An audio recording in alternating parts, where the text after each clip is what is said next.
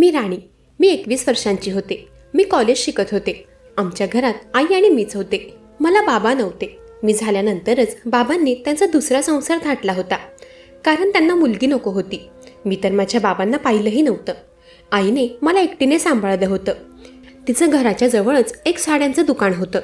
घरून साड्या विकण्यापासून आईने तिच्या व्यवसायाची सुरुवात केली होती आणि आज तिने स्वतःचं प्रशस्त असं साड्यांचं दुकान उभं केलं होतं. आमच्या त्या पूर्ण एरियामध्ये आमचंच एकमेव साडींचं शॉप होतं. देवाकृपेने दुकान व्यवस्थित चाललं होतं. त्यामुळे आई माझं शिक्षणही चांगल्या पद्धतीने करत होती. मला स्पोर्ट्सची खूप आवड होती. आताही कॉलेजला गेल्यावर मी माझी स्पोर्ट्सची आवड तशीच कंटिन्यू केली होती. आता नुकतेच आमच्या कॉलेजमध्ये स्पोर्ट्ससाठी नवीन टीचर नमूद झाले होते. त्यांचं नाव आकाश होतं. नवीन सर काहीच दिवसात माझं कौतुक करू लागले होते. माझा खेळ पाहून ते माझ्यावर फार इम्प्रेस झाले होते. आम्ही मॅच जिंकल्यामुळे कॉलेजमध्ये सरांचंही सगळ्या शिक्षकांमध्ये कौतुक होत होतं. या आधीच्या आमच्या शारीरिक शिक्षणाच्या सरांनी माझा खेळ चांगला असूनही मला टीममध्ये राखीव जागी ठेवलं होतं. परंतु ते म्हणतात ना, खऱ्या हिऱ्याची पारख ही जोहरीलाच असते. माझ्या आयुष्यातही त्या हिऱ्याची पारख करणारा जोहरी आता आला होता. प्रॅक्टिस दरम्यान आकाश सरांनी माझा खेळ बघितला होता आणि तेव्हाच त्यांनी मला कॅप्टन म्हणून घोषित केलं. सरांनी योग्य त्या विद्यार्थ्याची निवड केली होती. त्या दिवशी मॅच जिंकल्यामुळे कॉलेजमध्ये आमच्या पूर्ण टीमचा सत्कार झाला होता. कॅप्टन असल्यामुळे ट्रॉफी मला मिळाली होती. त्या दिवशी मी फार खुश होते. सरांनी घरी जाण्यापूर्वी आम्हा सगळ्या मुलींचं अभिनंदन केलं. त्यांनी सर्व विद्यार्थी गेल्यावर खास करून काही वेळासाठी मला ग्राउंडवर थांबवून ठेवलं, कारण त्यांना माझं अजून कौतुक करायचं होतं. त्यावेळी ते म्हणाले, राणी, आज जे काही माझं कौतुक होत आहे त्याचं सगळं श्रेय मी तुला देतो. तू एका कॅप्टनची आणि खेळाडूची जबाबदारी व्यवस्थित पार पाडलीस. मला तुझ्यासारख्या हुशार विद्यार्थिनीच्या पालकांना भेटायची इच्छा आहे. तुझ्या पालकांना जेव्हाही वेळ असेल तेव्हा त्यांना कॉलेजमध्ये भेटायला घेऊन ये. तेव्हा मी सरांना होकार भरला. त्या दिवशी सरांचा व माझा नंबर एक्सचेंज झाला होता. दिवसामागे दिवस जाऊ लागले. सर कॉलेजमध्येही रोज न चुकता मी कॉलेजला जाताच मला भेटायचे व कॉलेजमधून निघतानाही ते माझ्याशी 2 मिनिटं बोलल्याशिवाय कॉलेजमधून जात नव्हते. आता तर हळूहळू माझ्या मैत्रिणींनी सर्व माझ्याबद्दल गोष्टी बनवायला सुरू केल्या होत्या. माझ्या मैत्रिणी मला म्हणत होत्या की बहुतेक तू सरांच्या फेवरेट स्टुडंट लिस्टमध्ये नोंदली गेली आहेस, कारण त्या आम्हा सगळ्या मुलींमध्ये फक्त तुझीच जास्त विचारपूस करतात. व्यक्ती तेव्हाच असं वागतो जेव्हा त्याला समोरच्याकडून काहीतरी हवं असतं किंवा त्याला ती व्यक्ती आवडू लागते. एकतर सरांना तुझ्याकडून काहीतरी हवंय, नाहीतर त्यांना तू आवडू लागलीस. माझ्या मैत्रिणी तर काहीही गोष्टी बनवत होत्या. माझ्यासारखी मुलगी सरांची फेवरेट स्टुडंट कसं काय होऊ शकते? मी तर तेव्हा माझ्या मैत्रिणींच्या बोलण्यावर जास्त लक्ष दिलं नव्हतं. परंतु हळूहळू मलाही वाटू लागलं की सर माझ्याशी जास्त आपुलकीने बोलत आहेत. असो, त्या दिवशी सरांचा वाढदिवस होता. मुलींनी सरांचा वाढदिवस साजरा करण्याचं ठरवलं होतं. मधल्या सुट्टीत आमच्या वर्गातील मुलींनी आकाश सरांचा बर्थडे साजरा केला. केक कट झाल्यावर सरांनीही आम्हा सगळ्यांना बाहेरच्या आईस्क्रीम पार्लरमध्ये आईस्क्रीमची पार्टी दिली. तेव्हा आईस्क्रीम पार्लरमध्ये माझ्या प्रत्येक मैत्रिणी 2-2 जोडीने ज्या त्या टेबलवर बसल्या. शेवटी मी एकटीच राहिले होते. माझ्यासोबत बसायला कोणीही जोडी शिल्लक नव्हती. मग मी एक खुर्ची घेऊन माझ्या काही मैत्रिणींकडे त्यांच्या टेबलवर बसायला जाऊ लागले. तोच त्या आईस्क्रीम पार्लरचा मालक मागून म्हणाला, ताई, असं मध्येच खुर्ची लावू नका. तुमच्यामुळे बाकी नवीन येणाऱ्या कस्टमरला यायला जायला अडचण होईल. तेव्हा मी माझी ती खुर्ची बाजूला केली आणि दुसऱ्या टेबलवर जाऊन बसले. तिथे मी एकटीच बसले होते. 2 मिनिटांनी आकाश सर फोनवर बोलत बोलत थेट माझ्या टेबलवरच येऊन बसले. त्यांनी फोन ठेवला व मला विचारलं की ऑर्डर दिली ना सगळ्यांनी? मी हो म्हणाले. सर नकळत माझा टेबल खाली बघून तिथे बसायला आले ते मी समजून घेतलं, पण बाकी मुली एकसारख्या माझ्या टेबलवर बघत होत्या. आईस्क्रीम खात असताना सर इकडच्या तिकडच्या गप्पा करत होते. तेव्हा बोलता बोलता मला समजलं की त्यांचं वय 40 वर्ष आहे आणि ते अजूनही कुवारे आहेत. त्यांनी मला सांगितलं की याआधी त्यांचं एक लग्न झालं होतं, परंतु ते जास्त दिवस टिकलं नाही. त्यांचा डिवोर्स झाल्यानंतरपासून ते एकटेच राहत होते. सरांबद्दल मला बरीच माहिती मिळाली होती, पण मला त्यांच्या पर्सनल गोष्टी जाणून घेण्याची तशी काही हौस नव्हती. पुढे ते म्हणाले, राणी, तुझ्यासारखी विद्यार्थिनी आजपर्यंत मला मिळालीच नाही. तू फार हुशार आहेस. सगळ्या बाबतीत तू अगदी परफेक्ट आहेस. तू आपल्या टीममधील सगळ्या मुलींपेक्षा फार वेगळी आहेस. तुझ्यासारखी मुलगी स्पोर्ट्समध्ये असेल असं मला कधी वाटलं नव्हतं. मी जेव्हा तुला पहिल्यांदा बघितलं तेव्हा तर मला वाटलं होतं की तुला राखीव म्हणूनच टीममध्ये भरती केलं असावं, पण तुझा खेळ पाहून मी चकित झालं होतो. सर माझ्या बाबतीत एवढं चकित होऊन का बोलत होते मला चांगलंच समजत होतं. तेव्हा बोलत असतानाही त्यांची नजर वारंवार चोरत होती. मी माझ्या वयापेक्षा जरा मोठी दिसायचे. कारण मी जाड होते. आईने मला हॉस्पिटलमध्येही नेलं होतं, पण डॉक्टर म्हणाले होते यात गोळ्या औषधे घेऊन काही फायदा नाही. हे सगळं बदलत्या हार्मोन्समुळे होतं. प्रत्येक मुलीचं शरीर वेगळं असतं. तुम्ही चिंता करू नका. राणीला रोज नियमित व्यायाम करायला सांगा व डाएटही मेंटेन करा. आईने डॉक्टर मॅडमचे काही वाक्य जरा मनावरच घेतले होते. तिने वेळीच माझ्या शरीराची वाढ आटोक्यात यावी म्हणून मला स्पोर्ट्समध्ये भाग घ्यायला सांगितला आणि तेव्हापासून मला स्पोर्ट्सची फार आवड झाली होती. परंतु स्पोर्ट्समध्ये येऊनही मी बारीक झाले नव्हते. माझ्या वयाच्या मुली माझ्यापेक्षा फार लहान दिसायच्या. जोही मला पहिल्यांदा भेटायचा तो माझ्याकडे बघतच असायचा. आता तर त्या गोष्टी माझ्यासाठी नवीन नव्हत्या, कारण हार्मोन्सच्या बदलाला मी काही करू शकत नव्हते. स्पोर्ट्समध्ये असूनही माझं शरीर कमी होत नव्हतं. मी आता त्या सगळ्या गोष्टींसोबत जगणं शिकले होते. त्यावेळीही मी सरांचं बोलणं मनावर घेतलं नाही. काहीच वेळात आईस्क्रीम संपवून आम्ही पुन्हा कॉलेजमध्ये जाऊ लागलो. तेव्हाही माझ्या सगळ्या मैत्रिणी कॉलेजमध्ये जायला निघाल्या. मीही जाऊ लागले. तोच सरांनी मला थांबवलं. ते म्हणाले, राणी, मी तुला तुझ्या पालकांना कॉलेजमध्ये बोलवायला सांगितलं होतं. तू अजूनही तुझ्या पालकांना कॉलेजमध्ये घेऊन आली नाहीस. तेव्हा मी सरांना सांगितलं की माझ्या आईचं साड्यांचं दुकान आहे. तिला तिच्या बिझनेसमधून जास्त वेळ मिळत नाही. तिचं कॉलेजमध्ये येणं सध्या तरी अशक्य आहे. तुम्हाला तिला भेटायचं असेल तर तुम्हाला आमच्या घरी यावं लागेल, कारण सध्या तरी आईकडे वेळ नाही आहे. तेव्हा त्यांनी आमच्या घरी येण्यास होकार भरला.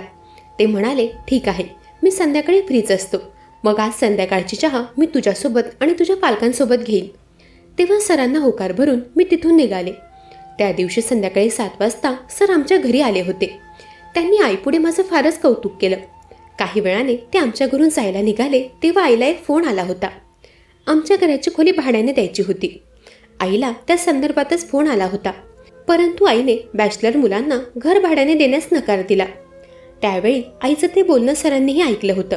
ते आईला विचारू लागले की तुमच्या इथे खोली भाड्याने आहे का? मीही गेल्या काही दिवसांपासून एका चांगल्या घराच्या शोधात आहे. मी या शहरात नवीनच आहे. तुम्हाला हरकत नसेल तर तुम्ही मला तुमची खोली भाड्याने देऊ शकतात का? मी मागच्या काही दिवसांपासून मुलांच्या हॉस्टेलमध्ये राहत आहे. माझा आणि त्या मुलांचा काही ताळमेळ बसत नाही. मला स्वतःला स्वयंपाक वगैरे बनवता येतो, पण हॉस्टेलमध्ये गॅस वापरण्याची परवानगी नाही. म्हणून माझे खाण्यापिण्यापासून ते राहण्याचे सगळेच हाल होत आहेत. मी तर तुमच्या ओळखीतला आहे. तुम्हाला माझा काही त्रास होणार नाही. तेव्हा आईनेही आमचं घर सरांना भाड्याने देण्यास होकार भरला. तिचाही तोच विचार होता की सर ओळखीतलेच आहेत, त्यामुळे त्यांना घर भाड्याने देण्यास काही हरकत नाही.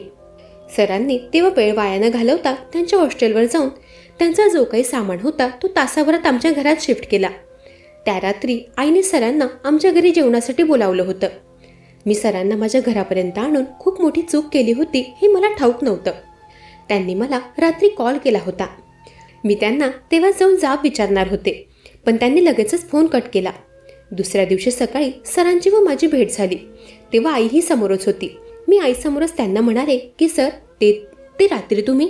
मी एवढंच बोलले होते. तोच त्यांनी माझं बोलणं थांबवलं व ते म्हणाले, राणी, मला माहीत आहे तुला मला काय विचारायचे ते. रात्री मला तुमच्या घरात व्यवस्थित झोप आली का? तिथे मी व्यवस्थित ॲडजस्ट झालो का हेच तुला विचारायचे ना? मी तुमच्या घरी व्यवस्थित सेट झालोय आणि मला बऱ्याच दिवसांनंतर इथे घरासारखी झोप आली. मी तर स्वतःला भाग्यवान समजतो की मला तुमच्यासारखे काळजी घेणारे घरमालक मिळाले. मला सरांशी ते बोलायचंच नव्हतं जे ते बोलत होते. मला तर त्यांना हे विचारायचं होतं की त्यांनी रात्री मला कॉल का केला होता. बहुतेक मी त्यांना काय प्रश्न करणार होते याचा त्यांना अंदाज लागला होता, म्हणून ते पुढच्या पुढे आईसमोर स्वतःची बाजू सावरून घेत होते. आईने त्या दिवशी सकाळीही सरांना घरात चहा नाश्त्याला बोलावलं. चहा नाश्ता झाल्यावर मी रोजप्रमाणे सायकलवर कॉलेजला निघाले. मला सायकलवर जाताना पाहून सर म्हणाले, आज नंतर तुला सायकलवरून ये जा करायची गरज नाही, मी तुला सोडतो. त्या दिवशी सर मला त्यांच्या गाडीवर कॉलेजला घेऊन निघाले.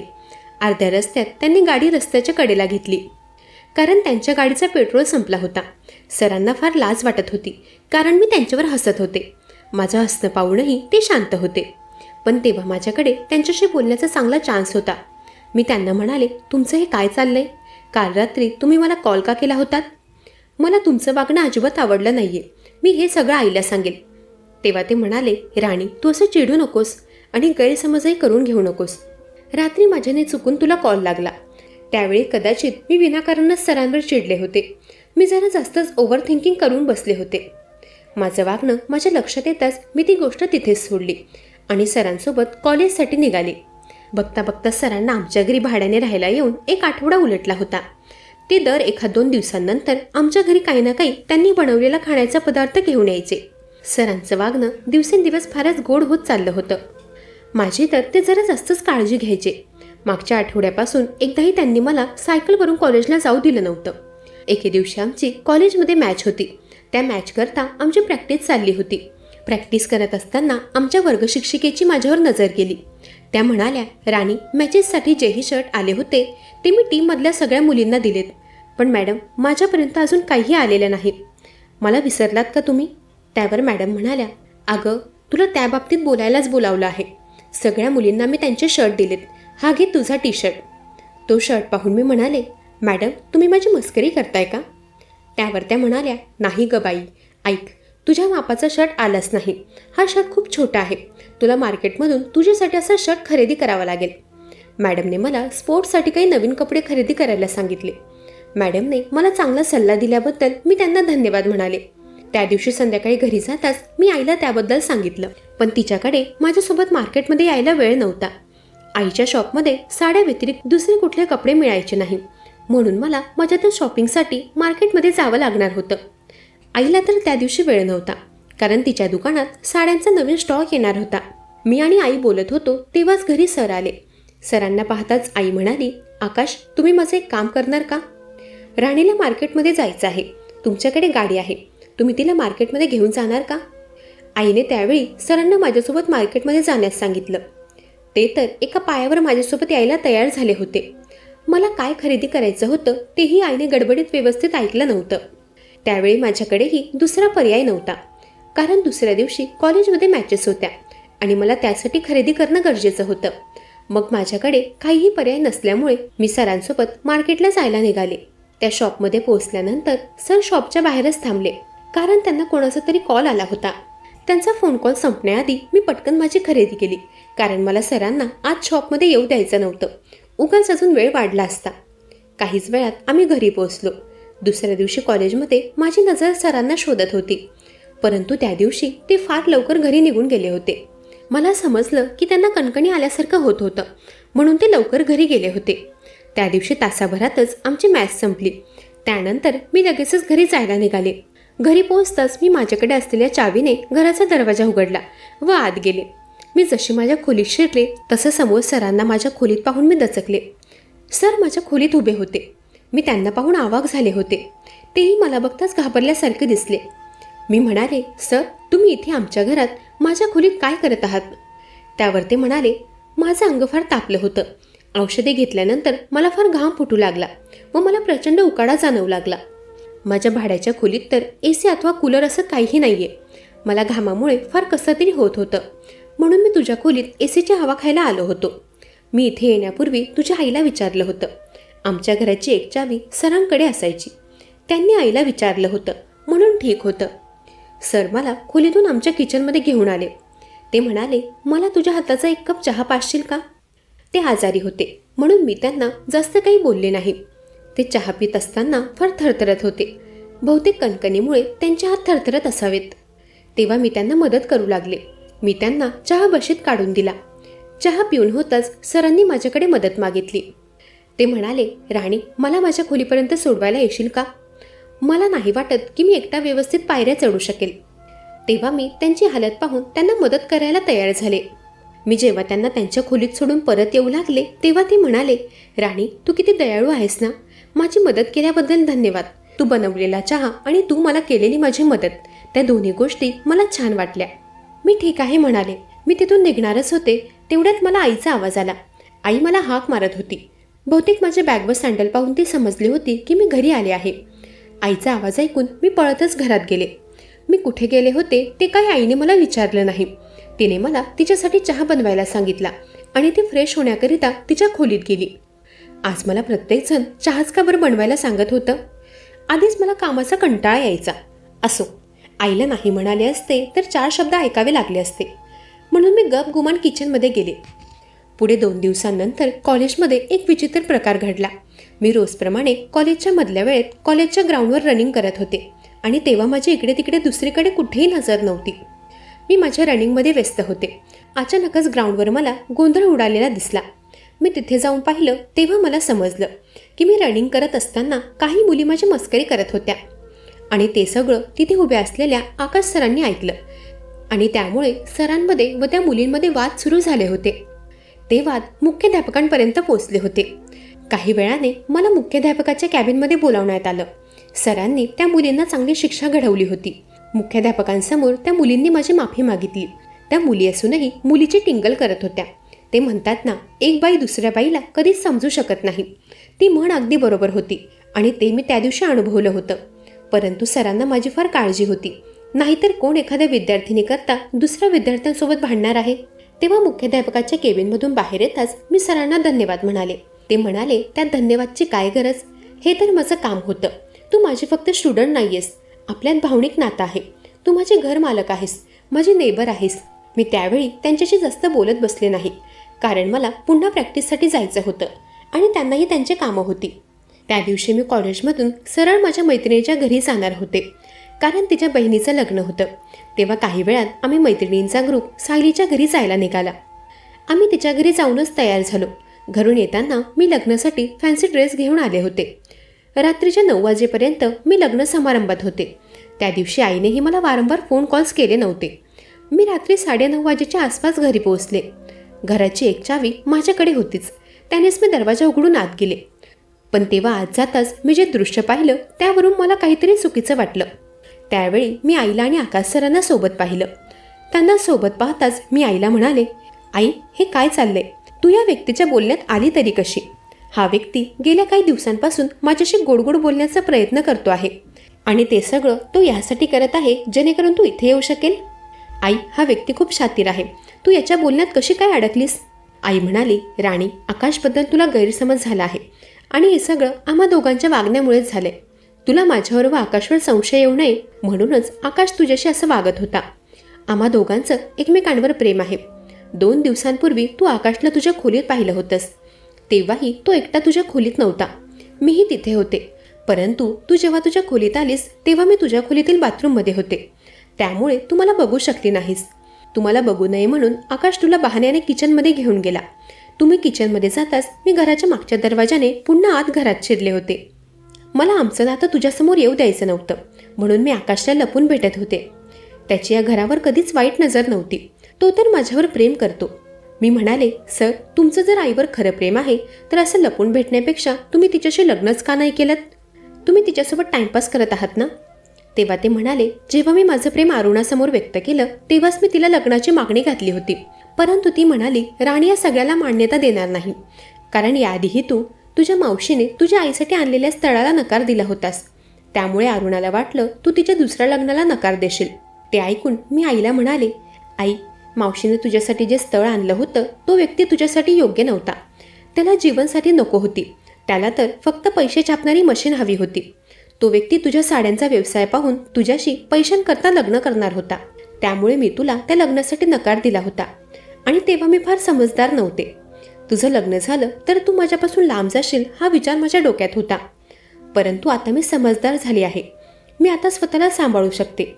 तुझ्या दुसऱ्या लग्नाचा मला काही प्रॉब्लेम नाही आहे. कोणीतरी तुझ्यावर प्रेम करणारं, तुला सांभाळणारं जर तुझ्या आयुष्यात येत असेल तर मला कसली अडचण नाही. माझ्यासाठी तर ती आनंदाची बाब आहे. तेव्हा मी आईला दुसरं लग्न करण्यासाठी होकार कळवला. पुढच्या काहीच दिवसात माझ्या उपस्थितीत मी त्या दोघांचं लग्न लावून दिलं. आज बऱ्याच वर्षांनी मला माझ्या बाबांचं प्रेम मिळत होतं आणि आईच्या आयुष्यातही आनंद पुन्हा परत आला होता. पुढे 5 वर्षे उलटले.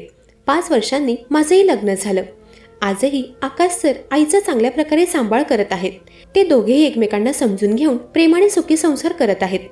मंडळी, संसार पैशाने किंवा अपेक्षांनी भरलेला नसावा. संसारात महत्त्वाचा असतो तो म्हणजे पती पत्नीचा एकमेकांवरचा विश्वास आणि प्रेम. मंडळी, कशी वाटली ही कथा? ऐकत रहा मनाचे बोल.